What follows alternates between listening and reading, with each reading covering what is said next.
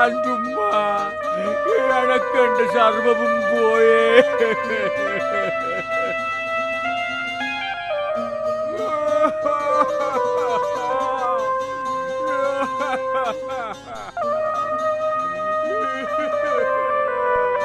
നമ്മുടെ മുല്ലയ്ക്ക് എന്തോ പറ്റിയെന്നാ തോന്നുന്നത്.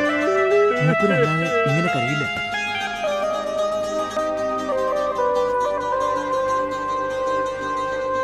എന്താ മുല്ല, എന്തു പറ്റി? എന്റെ പൊണ്ണു കഴുതിയെ കാണാതായി ചങ്ങാതിമാരെ. ഒരു വാക്ക് പോലും പറയാതെ അതെന്നെ വിട്ടുപോയി. ആദ്യ ഭാര്യ മരിച്ചപ്പോൾ പോലും മുല്ല ഇങ്ങനെ പൊട്ടിക്കരഞ്ഞിട്ടില്ലല്ലോ. ഭാര്യയേക്കാൾ വലുതാണോ ഒരു കഴുത? അന്ന് മരിച്ച ഭാര്യക്ക് പകരം വേറൊരു ഭാര്യയെ കണ്ടെത്താമെന്ന് എല്ലാവരും പറഞ്ഞു.